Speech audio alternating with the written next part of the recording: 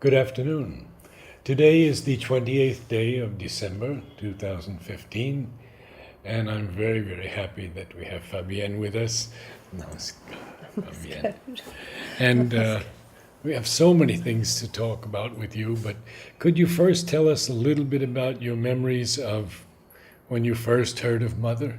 When I first heard of Mother Yes. was in my grandfather's house where I was brought up in Paris.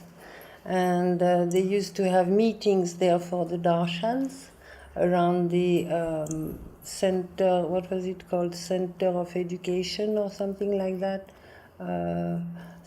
Whatever, this association was in my grandfather's house. So they used to have these gatherings, and there was Mother's talk, and Mother's pictures and pictures of the ashram were shown there.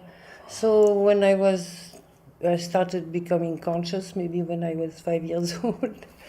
Then, I got informed with all that, and it was always a pleasure for me to see the people gathering, and it was a beautiful time. Incense was burning, and that's where I saw pictures of the mothers first. And she's my grandfather's mother. So Your that's grandfather's mother. Yeah. So you are great Mother had one son, my grandfather, Andre. Yes. And he had two daughters, and so Janine is my mother. Janine and Purna he had, Janine right? and Purna. And I'm the daughter of Janine. So your mother's great-granddaughter? I'm mother's great-granddaughter. One great-granddaughter. Great-granddaughter. How wonderful. So that's why this was going on in the house, and that's how I got first in touch with knowing, about the mother and who the mother was. And when did you first come to Pondicherry? And I came first in 1966. I was 13 probably, something like that, with Roger's team of architects that traveled in 66 to Auroville that was not yet built. It was just the beginning of the project. So I traveled, then we went to Fatehpur Sikri and Agra, Varanasi, Benares. So it was a caravan that you went by land, of course. No, we went by plane. By plane. And then we arrived in Pondicherry. I don't know when it was, but that's then when I met Mother for the first time. Was then. And what can you tell us a little of what you experienced in front of her? Yeah, I think you are gathering your interviews really to know about how the people felt when they met the Mother, right? Yes, that and many other aspects, but in every interview, Mother's presence comes through. So wonderful. It came through with Janine the other day. It was incredible. When you see it, then you say, "Oh my goodness, she's behind all of this." Oh, she is behind all of this. So what happened the other day? Somebody brought this flower called Divine Smile. Oh yes. It's a very fragrant little hibiscus. Very fragrant. No, it's I'll show you. It's a very fragrant flower, Divine Smile. Oh, Divine Smile okay, is sorry, with long Divine petals Smile. like yes, that. Eternal Smile I was thinking of. Divine Smile is the champa, the yes, white champa. Yes, the white champa. Yes. And so she brought that flower to me and I said, "Oh, it smells like in Mother's room." And she said, "Oh, did it smell like that in Mother's room?" And then I realized that people don't know actually how it was when you went into Mother's room. Yes. And I thought of maybe a little describing that because it was really exceptional. It was at the time. You would wait in the staircase, with your flowers in your knees like that, and everybody's waiting on the golden staircase there. And so you'd be very patient and nice and cool and quiet. And my friend described that. She said, "Do you remember when people used to wait and then they would enter Mother's room and stay 5 minutes or something like that and come out and they would be all radiant when they came out?" Really, it was like that. And I think those things are important. So then it would be your turn and you would go inside the room. And I remember her, she was always turning her head like that, looking, because you would enter from the back. She would be sitting facing the Samadhi, right? At the time I went, it was like that. Yes. So she'd be facing the Samadhi, and then she would turn her head as if she wants to see you from the moment you enter over there, and she will follow you and follow you and follow you until you are in front of her. I mean, like, not a second was like she was not attentive to what was happening, you know. That was the feeling that you got like that. And then the fragrance in the room was because she had flowers on her right side here.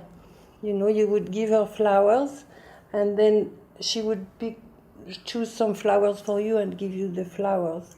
So with the meaning, of course, going on and all that. But then she always had like a bunch of flowers on her side there, and that's what was giving that fragrance to the whole room. So you entered, it was never warm, hot, or anything. You were always comfortable there. And then you had that smell of the flower, and then you had her, that she was so beautiful. She was an older person, right? But she was so beautiful anyway. You know, it's not like we see, oh, you have to be young. No, she was like full of, you know, I call it happy joy. You know? And her skin was like translucent, you know. It was pink and golden orange and very delicate. The feeling that you had in front of her it was something very subtle and very delicate, right? And very refined. And you could see that she had on her body was like, she had just what was necessary to hold the spirit, you know. No fat, no muscle, no extra stuff. It was just like, and she always had her feet flat like that on the little stool like that, with Japanese socks, you know, they are white socks with the thumb like that. Yeah. So she would be sitting like that, and the feeling was of, you know, and her clothes were so immaculate. I mean, not a wrinkle on them, just perfect, and always it was satin or silk, you know, and very tender colors, very pastel colors, pink and very white and pink and maybe a little orangey, and embroideries, and everything was like so immaculate, you know, that she was wearing. So that was the feeling that you got there. And then would you describe her this way when you remember her? Each one of us is different. Yeah, that's what I'm realizing. And I saw her in 61. Yes, very when early. It was downstairs in Sri Aurobindo's room. Yes. And we were alone. Not even Champaklal was there. Yes, very nice. And for me, it was all love and power. Yes. Tremendous power. Yes. And just this love that poured out at you, but force also. That is the amazing thing, that you can have force. And then the other day I was realizing force is not like, you know, like we think of anger. No. The force is an intensity of energy. Yes. Would you describe it? Concentrated intensity, yes. Concentrated intensity, yes, like it's like almost like solid. Yes, right? Yes. It's almost concrete and solid. Now, you came before Mother, you knelt down, and tell us. Yeah, so you come before her, and then what happened later on, I was seeing her in the same place. I never saw her outside, which I'm like, oh, I look at the films, you know, and I want to see her walk like that, so strong. But anyway, she was already retired when I came, 66. Yeah. And I saw her every Wednesday. So I would go in, and I would come in front of her and go on the side, and then she would take my hands and put my hands on her knees, and then she'd look at me, And then she will, usually I never talked with her, because when I saw her, the impression was more like there is nothing to ask anymore. There is no question to ask, it's all there. Yes. All the answers are there. So I never really talked much with her, but she always asked me if I was eating well. Bonjour douce mère, and then she'd say bonjour, comment vas-tu? Then she will look at me for a while and she would say, are you eating well? And then she'd give me biscuits and different kinds of food that was given to her. So in a little basket she would have things prepared. And so this was beginning at the age of 13, and then? So 13 I went back to France, and I came back in 60. That was in 69, 70. Started like that. But we had the foundation of Auroville. I came in So 68. tell us yeah. about this. But I wanted to say another thing then. So she would be sitting there. Sometimes she would ask me to sit a little further away. Oh. So I would go and sit, and then we would be like, it was more like a meditation with her, right? And that was very interesting, because I asked my mother also afterwards, I said, did she used to go in trance when you were with her? Or she said, no, she was mostly working with her, my mother. Oh. She was working with the letters of the French.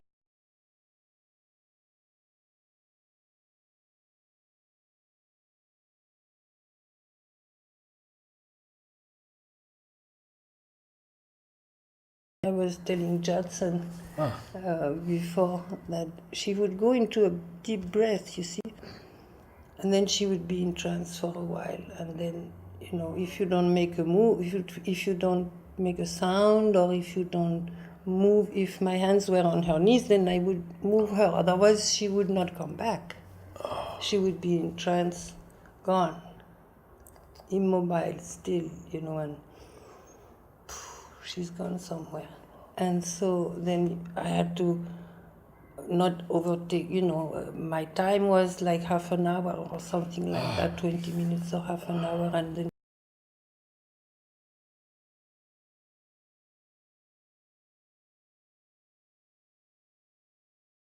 that for a while, and you don't know why she's looking like that. And then she'll smile, and you're like,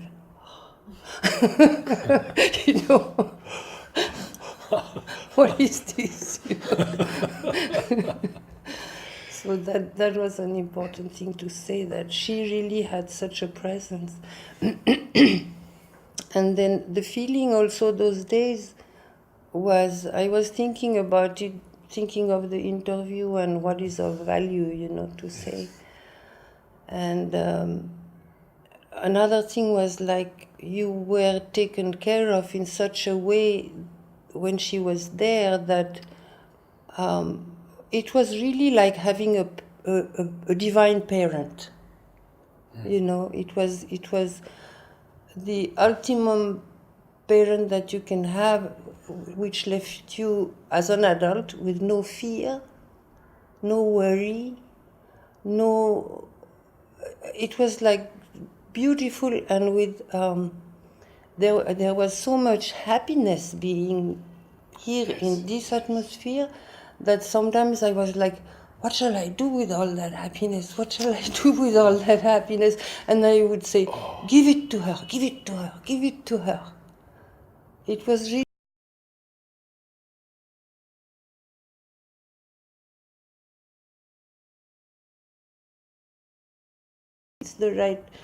you don't even know how right it is. It's so right, It was just wonderful, wonderful. And you would put your head on her feet or her lap? No, that's an interesting question. Champaklal told me once to put my head on her knees. He said, put your head on her knees. She was in trance. And so I didn't want to, because she was like so special to me. I just wanted to make Champaklal happy. So, so I very slowly, instead, what he wanted me to do was grab her knees and put my,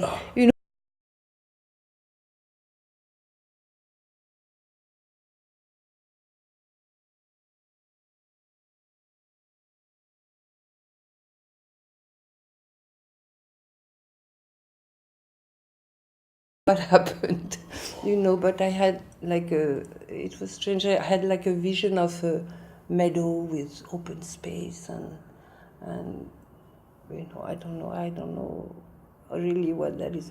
But then another time she had asked me to stay a little further and I was sitting cross-legged and then I felt, kind of like a suggestion of putting my forehead on her feet and I was like, are they nuts?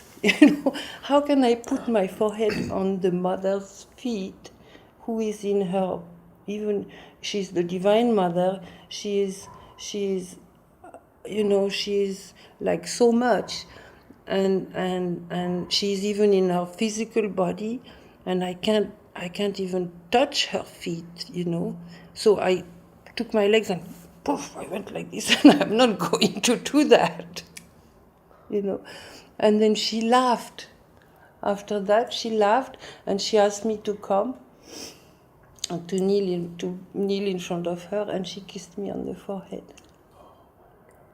So that was something to feel her. So you went to her every Wednesday? Yes, I For was how long? privileged. I didn't know it was a privilege at the time. I thought, anybody goes and sees her anytime they ask to see her, but it was not like that. I realized afterwards. No, You couldn't see her only on your birthday. That's right. From 66, certainly Yes. only on your birthday. Yeah, and Except I for didn't know that. Satprem and Well, others Satprem who was saw her. working, people Yeah. working People with who her. work, secretaries. Yeah. Yeah. And so, yes, I was seeing her every Wednesday. And yes, that was a privilege. And also another thing, I was giving her flowers every day. I could give her flowers every day. And receive flowers from her. And since I was not talking when I met her, when I was with her, I would ask questions. I could ask questions anytime, right? To her anytime I had a question and send it and she would answer the same day. And you've kept those letters? Yeah, there are not that many. I didn't ask that many questions. I remember asking her, I was like, I asked the question. I wrote on a little sheet of paper while waiting somewhere and quickly sent it to her. It was not a letter written this, that, no, just a little half-cut thing. And I just wrote, does one really have to pacify the vital and reach mental silence before one can see the divine? Because I'm like, oh my God, if I have to pacify the vital and reach mental silence, it is never going to happen, right? So that was my question. And she answered, I was very struck by that. She answered, everyone has his own way. Try and you will see. How beautiful. She didn't say, yes, you have to do this, you have to do that. No, nothing like that. Each one of us has their own way. She wrote similar to me. Yes, to Very you similar, also? yes. Yeah. So now we're in 1966, 67, and Huta and Mother are talking about the Matrimandir and the gardens there. What did Mother say to you about Auroville? Nothing about, nothing about Auroville. We didn't talk about that. I went with the architects that were going to participate. I went with the group of architects because we traveled together. So we were all together in Mother's room one day. And she talked with, those things are recorded. If you have the names of those people, one of them I remember asked her mother, are you God? Are you Do God? you know that answer? You don't have that answer? We'll find it for you. Okay. And she said, we all are God potentially. Yeah. Huta asked her the same question. Yeah. And Mother said, come tomorrow. And Huta came. And she couldn't even tell me. She just said, Nara. She said, from here up. And that's it. She couldn't even verbalize it, what the experience. Mother showed her that she was the Divine Mother. So how... So yeah, you were asking about Auroville and all that. And was Christoph in that group? No, that Walk, Christoph that was later. later. Later, Christoph I was see. later. Okay. Yes. That was very early 66. It was before the foundation, right? Okay. And then for my experience is that she asked my grandfather whether I could come to put the soil of Auroville in the urn. Oh, Because Mother asked him. Yes, because I was living in his house, right? There was my grandfather, my grandmother, and my mother and myself.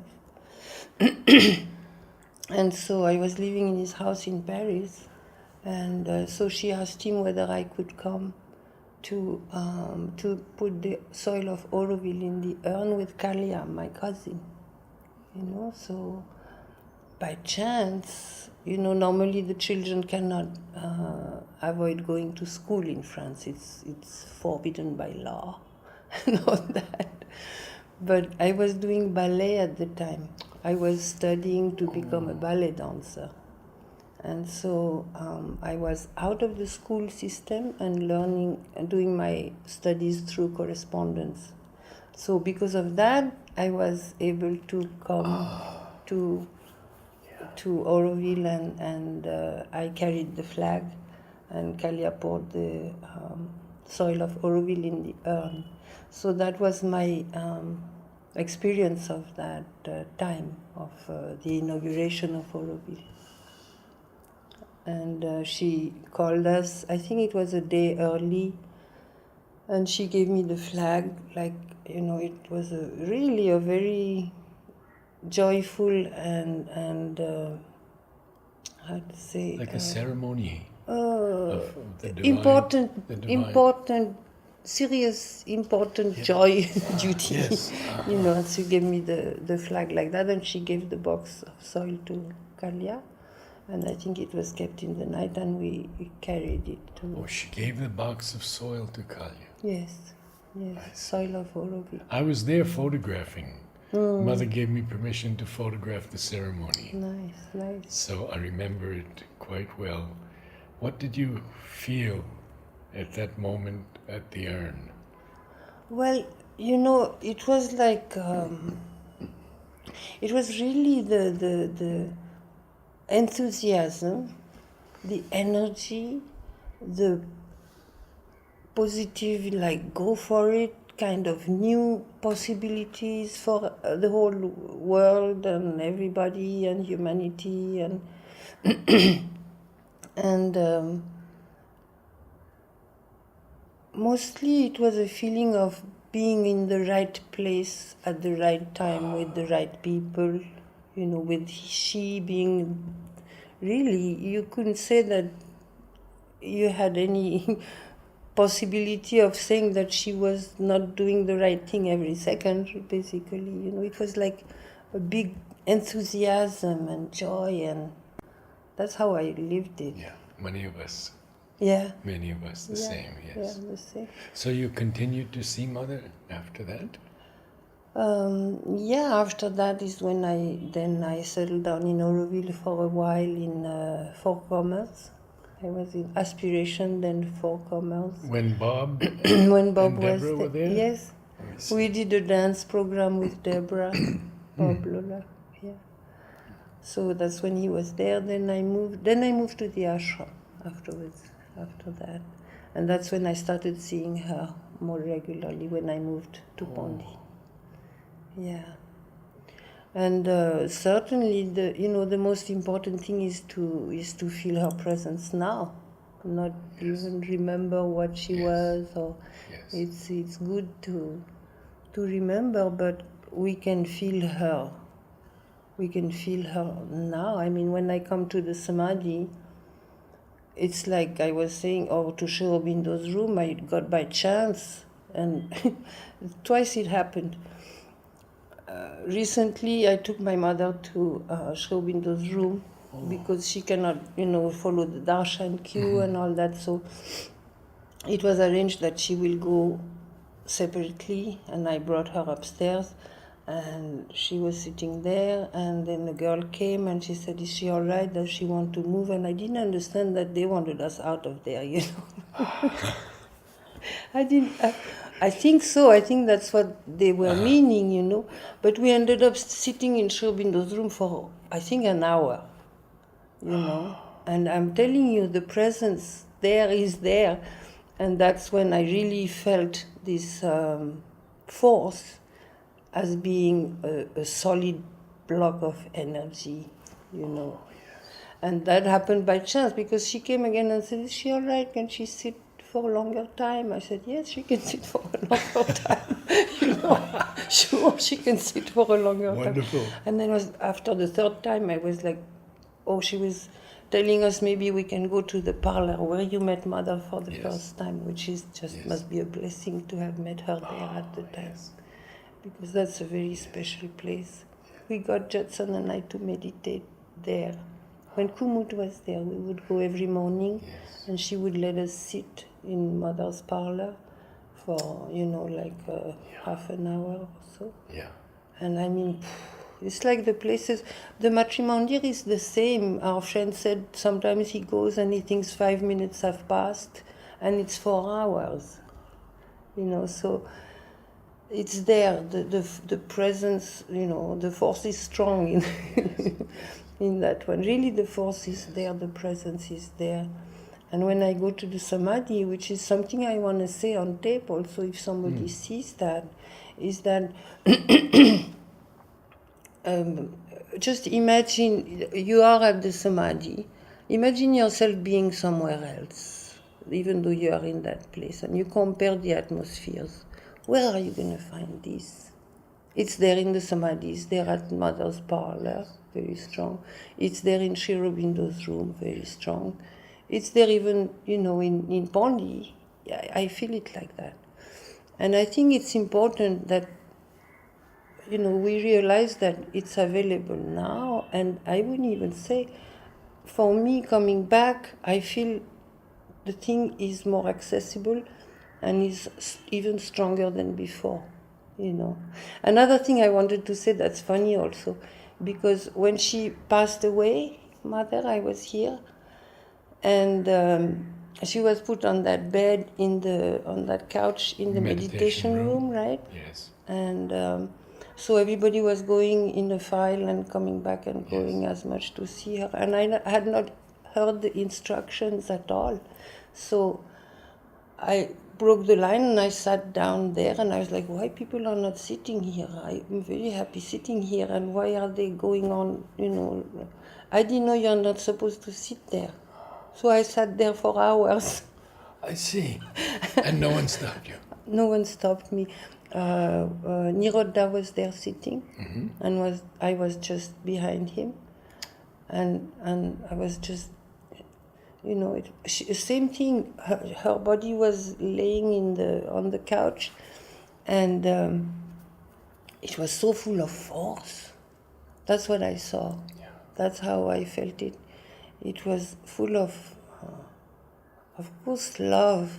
You know, it was different kind of love, and then that, like, her body was just restful and like as if she was concentrated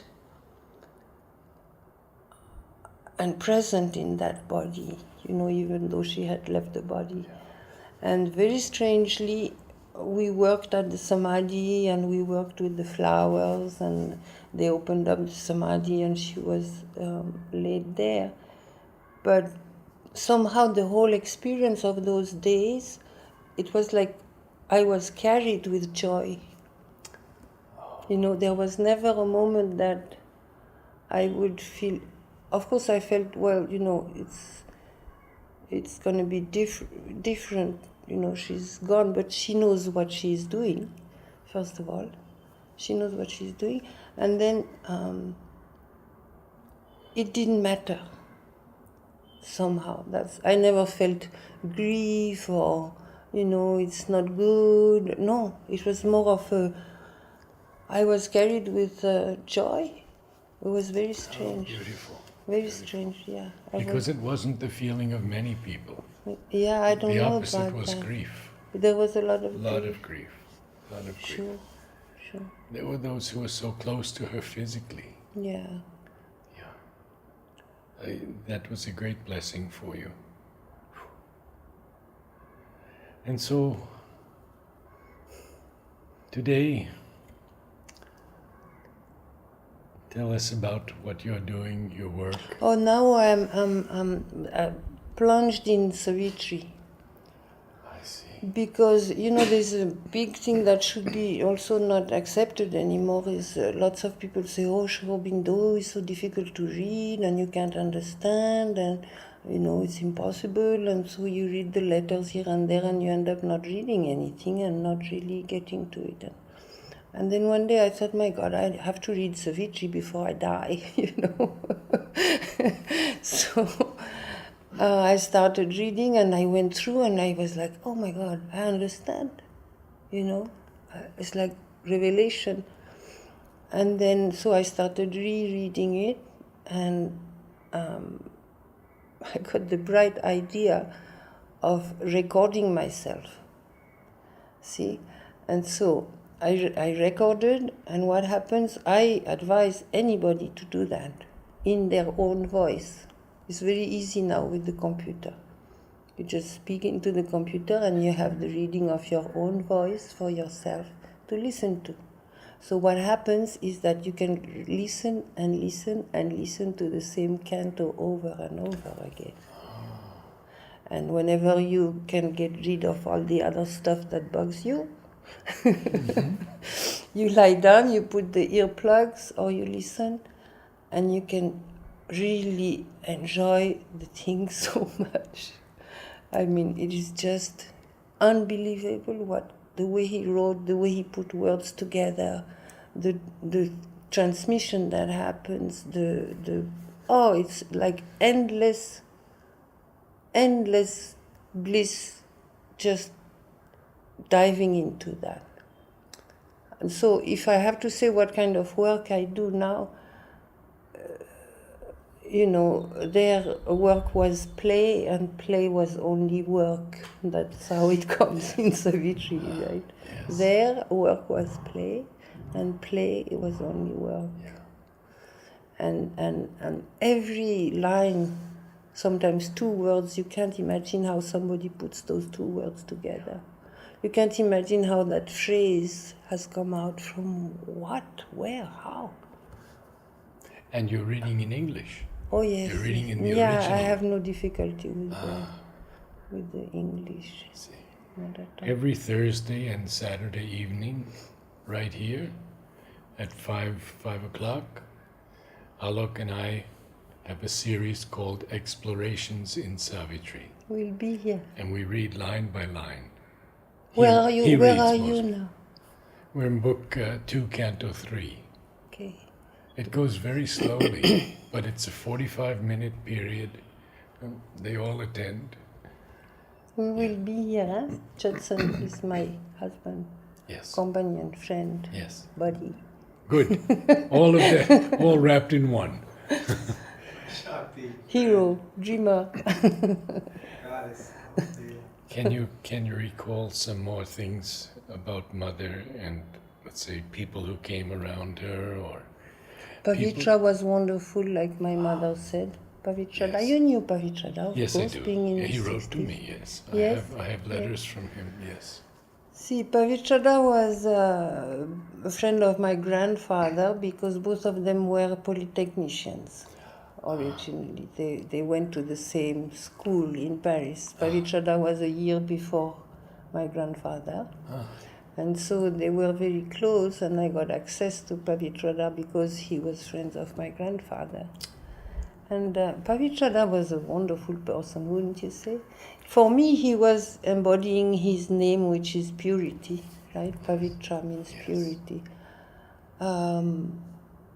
Very, very French, but like he had gotten rid of the bad French things, Okay. So he had the tradition of he had a kind of it's not nobility, aristocracy. Aristocracy. I think so. I would Aristocracy. say that would That's be the what I word. would Yes. say. Yes. And I don't think he comes from Yes. any really aristocratic family, but he Ah. had the pure side of aristocracy, you can say, a nice mind. And then it was nice for me to know that he had come to the mother, not directly like that, but after looking for a path, after looking Yes. for a way, he went to the Nepal or to the Buddhists, and he was looking and looking for answers before he arrived in Pondicherry, and then found mother, and that was it for him. That was the answer, that was the path, that was the truth, that was... And then he worked us, so he was wonderful, yes. And you remember Mother's writing about how he left his body.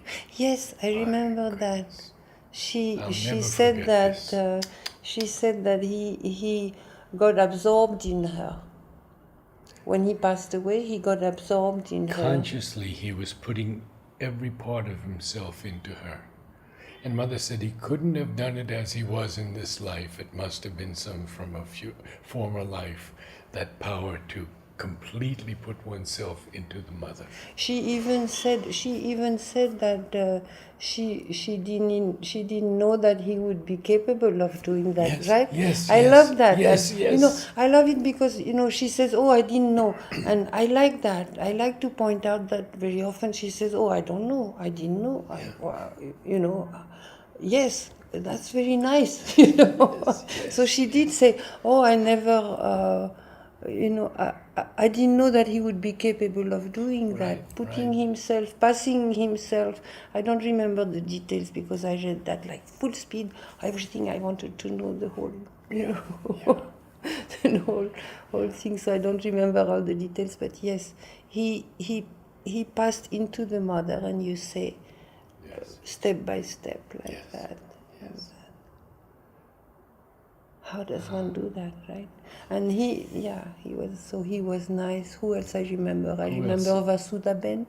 Ah, Vasudaben was the attendant to the mother Yes. before Kumud came by. yes. Vasudaben was wonderful. Champaklal. Champaklal was a darling, right? Yes. He Can you was recall so some moments with him?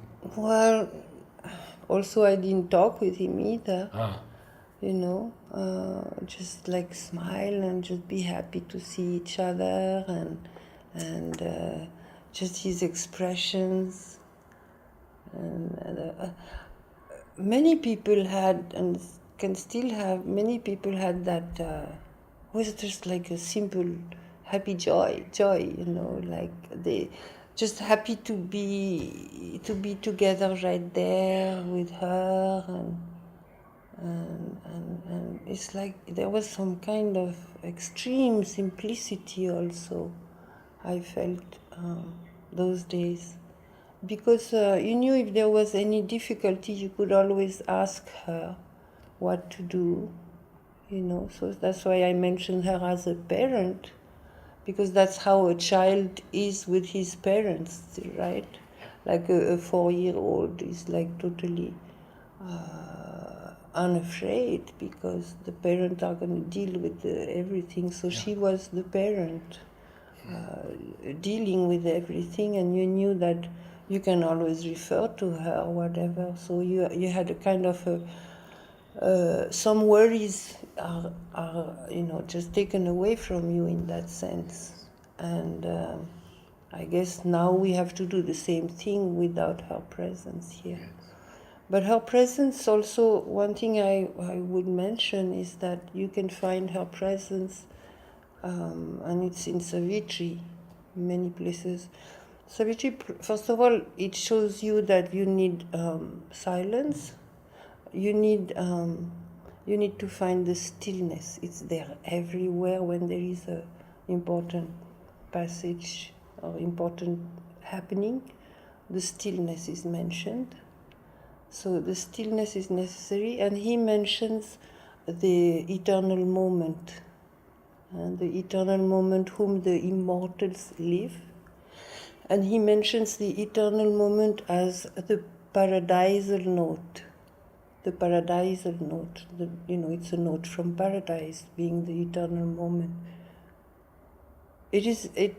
As far as I understand, that is what we have to realize or experience, is find the eternal moment, and there, she's there.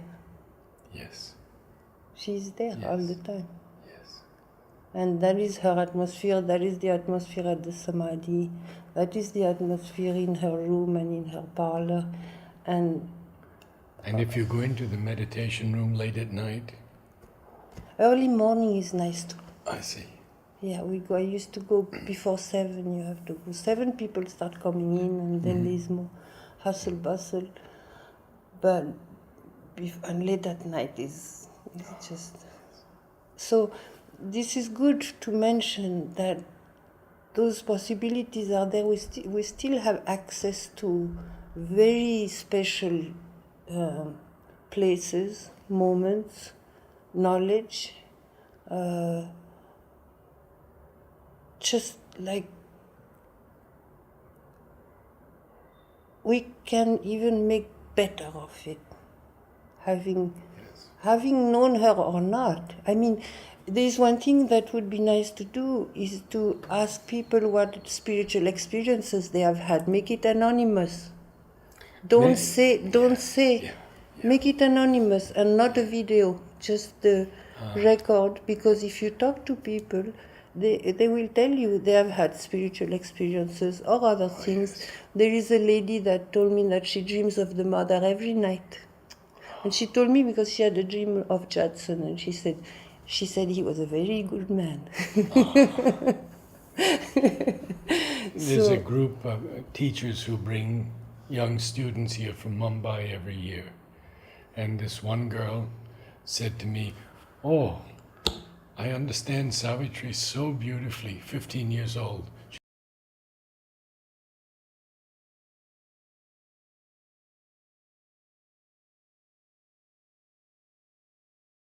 In the street where I buy soap and things like that from this older Tamil man, and he told me, one day I went to the bank to get some money, and the ATM didn't work, so I came and I said, it doesn't work. Oh, I can give you, how much you need? 500 rupees here, I lend you 500 rupees. I said, well, thank you very much. I took the 500 and we had a little talk and all that. He has seen the mother several times. He said, I saw the mother on the balcony, at the balcony road, and I saw her in Park Guest House, he told me. And now he's not there, he's not well, and he's closed his little shop, and so I don't get to see him.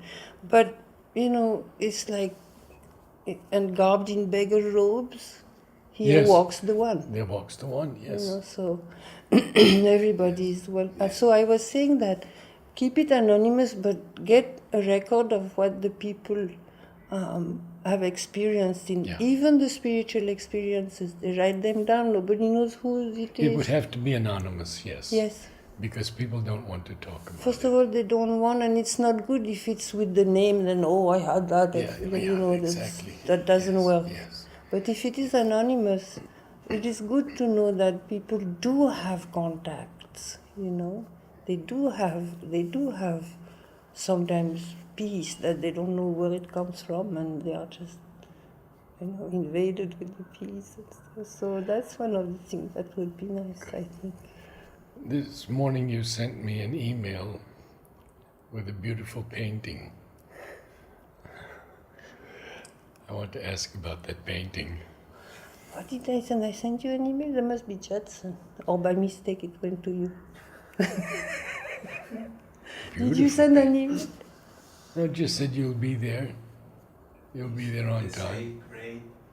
Oh, I just said I asked Judson to send the email saying great, will be there, for the recording, and you added a picture.